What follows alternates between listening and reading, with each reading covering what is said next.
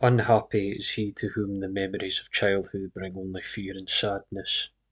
Wretched is he who looks back upon lone hours in vast and dismal chambers with brown hangings and maddening rows of antique books, or upon odd watches in twilight groves of grotesque, gigantic, and vine-encumbered trees that silently wave twisted branches far aloft.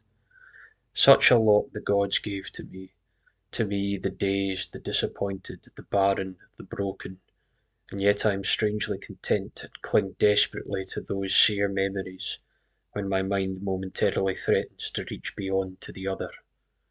I know not where I was born, save that the castle was infinitely old and infinitely horrible, full of dark passages and having high ceilings where the eye could find only cobwebs and shadows. The stones and crumbling corridors seemed always hideously damp, and there was an accursed smell everywhere, as of the piled up corpses of dead generations. It was never light, so that I used sometimes to light candles and gaze steadily at them for relief, nor was there any sun outdoors, since the terrible trees grew high above the topmost accessible tower. There was one black tower which reached above the trees into the unknown outer sky, but that was partly ruined, and could not be ascended save by a well nigh impossible climb up the sheer wall, stone by stone. I must have lived years in this place, but I cannot measure the time. Beings must have cared for my needs, yet I cannot recall any person except myself, or anything alive but the noiseless rats and bats and spiders.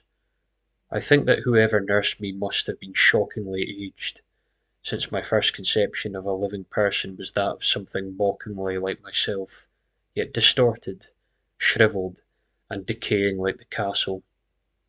To me there was nothing grotesque in the bones and skeletons that strewed some of the stone crypts deep down among the foundations. I fantastically associated these things with everyday events, and thought them more natural than the coloured pictures of living beings which I found in many of the mouldy books. From such books I learned all that I know. No teacher urged or guided me, and I do not recall hearing any human voice in all those years, not even my own. For although I had read of speech, I had never thought to try and speak aloud. My aspect was a matter equally unthought of, for there were no mirrors in the castle, and I merely regarded myself by instinct as akin to the youthful figures I saw drawn and painted in the books. I felt conscious of youth because I remembered so little. Outside, across the putrid moat and under the dark, mute trees, I would often lie and dream for hours about what I read in the books, and would longingly picture myself amidst gay crowds in the sunny world beyond the endless forest.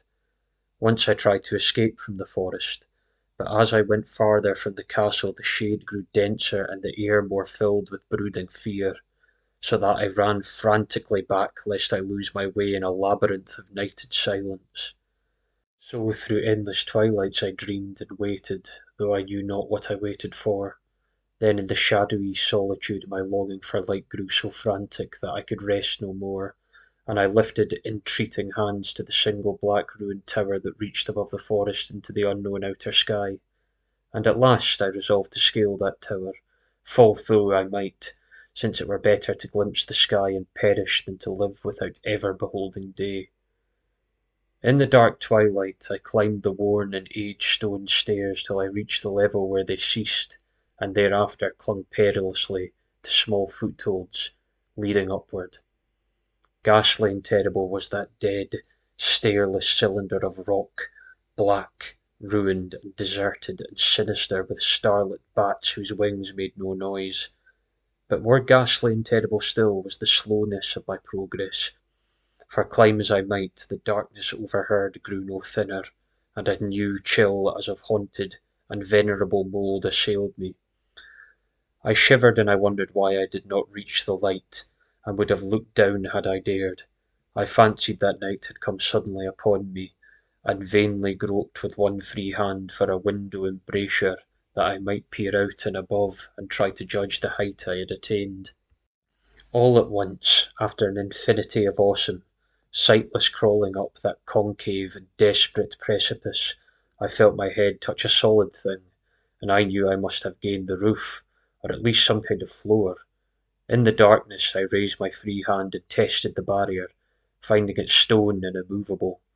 Then came a deadly circuit of the tower, clinging to whatever holds the slimy wall could give, till finally my testing hand found the barrier yielding, and I turned upward again, pushing the slab or door with my head as I used both my hands in my fearful ascent. There was no light revealed above, and as my hands went higher, I knew that my climb was for the nonce ended, since the slab was the trap door of an aperture leading to a level stone surface of greater circumference than the lower tower, no doubt the floor of some lofty and capacious observation chamber. I crawled through carefully and tried to prevent the heavy slab from falling back into place, but failed in the latter attempt. As I lay exhausted on the stone floor, I heard the eerie echoes of its fall, but hoped with necessary to pry it open again. Believing I was now at a prodigious height far above the accursed branches of the wood, I dragged myself up from the floor and fumbled about for windows that I might look for the first time upon the sky and the moon and the stars of which I had read, but on every hand I was disappointed, since all that I found were the vast shelves of marble, bearing odious oblong boxes of disturbing size. More and more I reflected and wondered what hoary secrets might abide in this high apartment so many eons cut off from the castle below. Then unexpectedly my hands came upon a doorway where hung a portal of stone, rough with strange chiselling. Trying it, I found it locked, but with a supreme burst of strength I overcame all obstacles and dragged it open inward. As I did so, there came to me the purest ecstasy I have ever known. For shining tranquilly through an ornate grating of iron, and down a short stone passageway of steps that ascended from the newly found doorway, was the radiant full moon, which I had never before seen save in dreams and in vague visions I dared not call memories. Fancying now that I had attained the very pinnacle of the castle, I commenced to rush up the few steps beyond the door, but the sudden veiling of the moon by a cloud caused me to stumble, and I felt my way more slowly in the dark.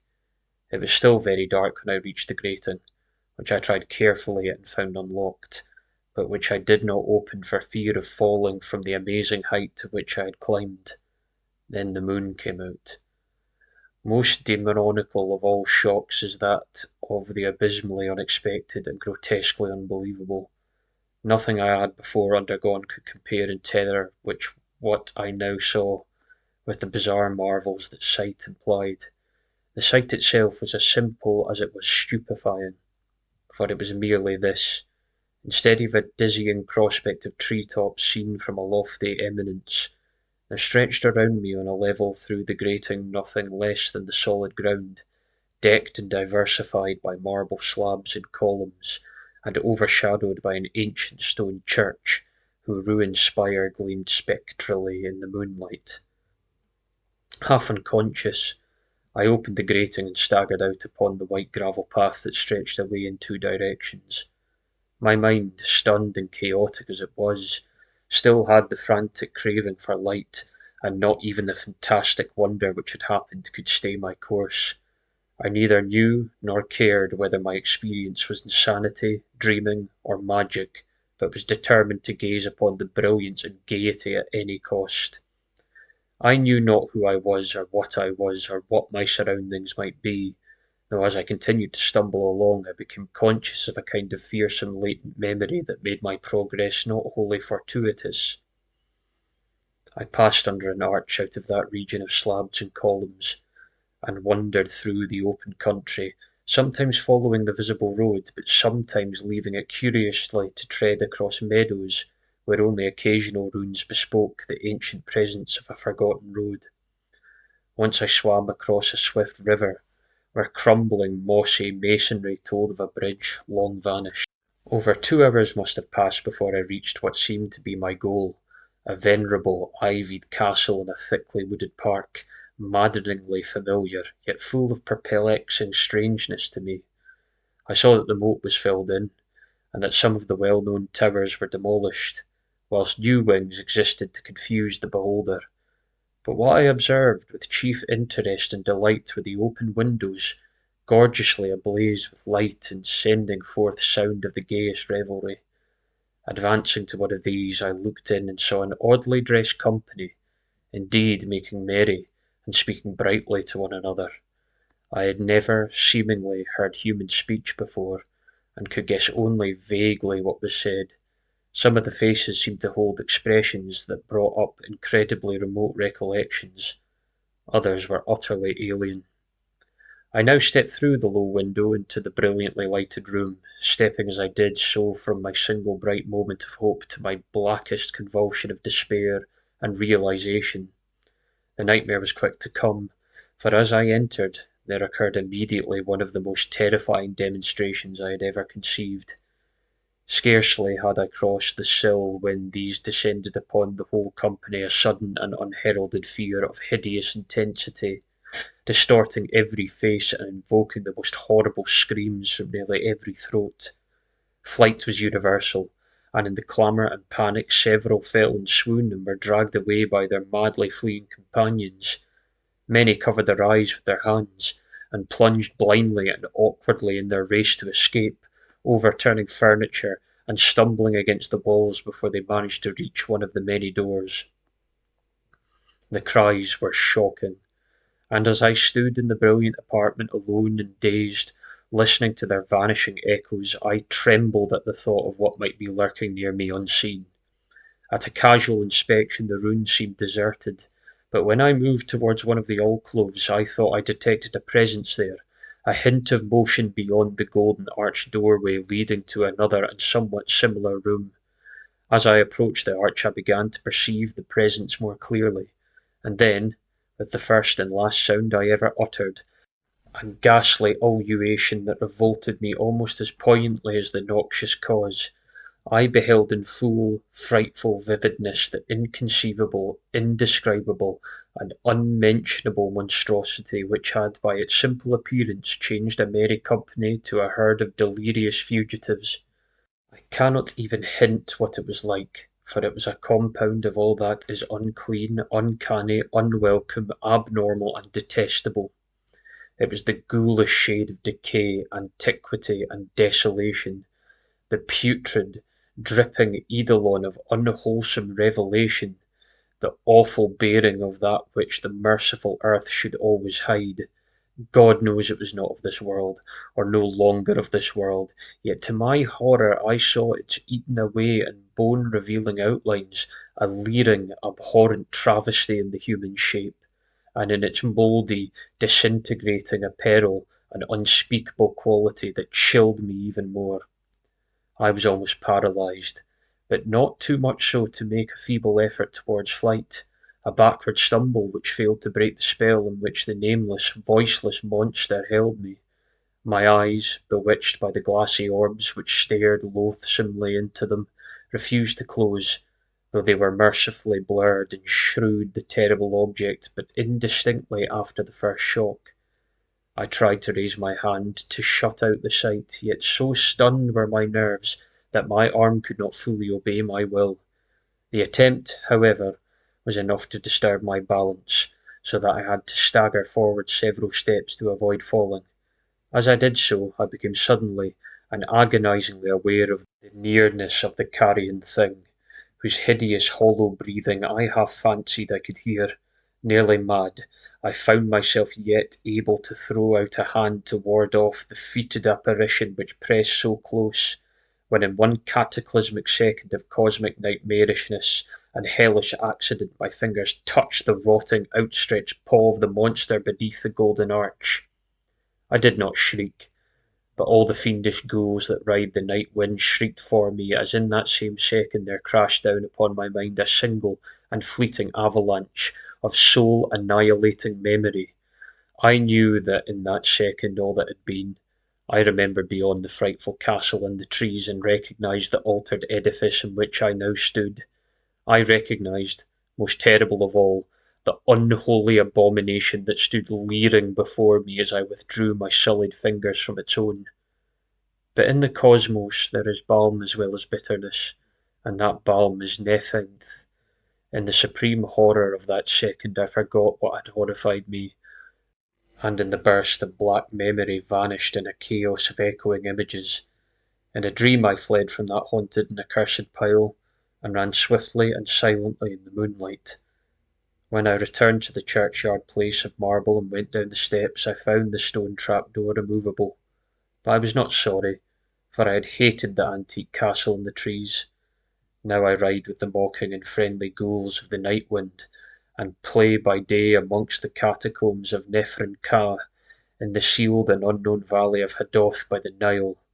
I know that light is not for me, save that of the moon over the rock tombs of Neb, or any gaiety save the unnamed forests of Nyctochris beneath the Great Pyramid.